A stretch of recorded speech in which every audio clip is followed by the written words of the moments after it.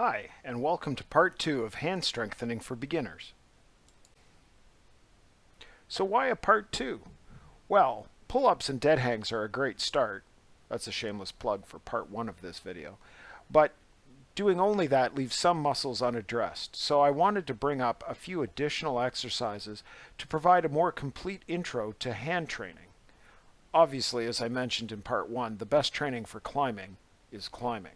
However, there are some circumstances when paying a little more attention to training your grip is helpful. There is significant complexity to the anatomy of the hand and hand movement. However, to not get too lost in the weeds on anatomy, I will just briefly mention what muscles we are training before getting into the how-to.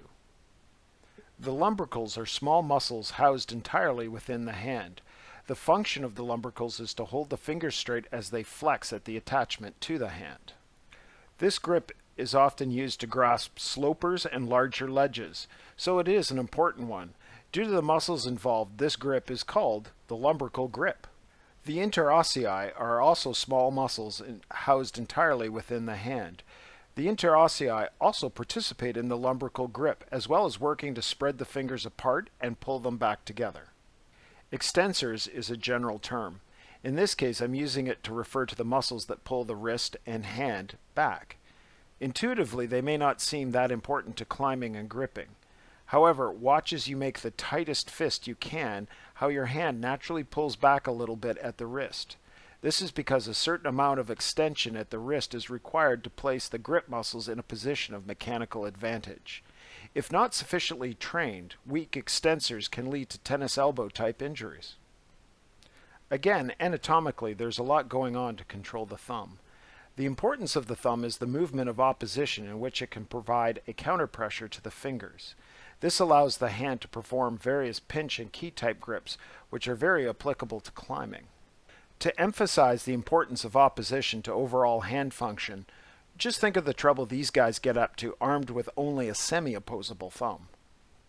Keep in mind that opposition is only one movement of the thumb that needs training as part of our overall plan. So there is a lot within the hand for us to train. Certainly we should be varying our grip and holds during our hangboard training, whether dead hangs or pull-ups. But an interesting option is using rice or another grain as resistance. However, after your sweaty hands have been in the rice several times, you don't want to eat it. Trust me. Plunge the open hand into the rice.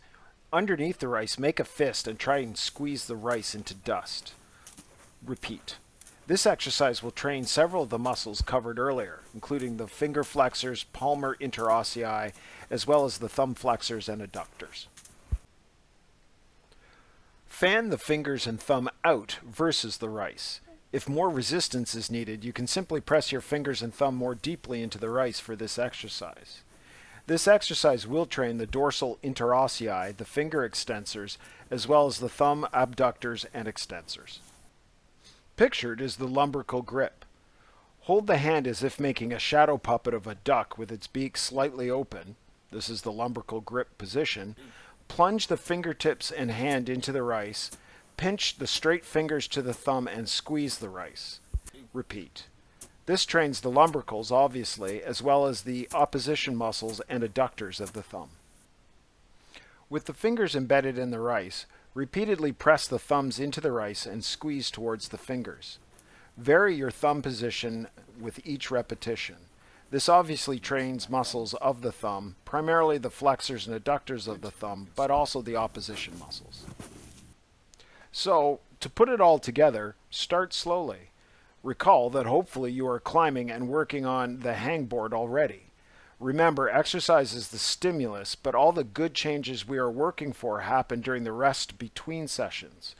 If there isn't enough rest, at best there will be no progress. At worst, an injury can occur. Hey, thanks for taking the time to watch this video. If you have any other topics that you would like to see covered or have any feedback, please leave me a comment below.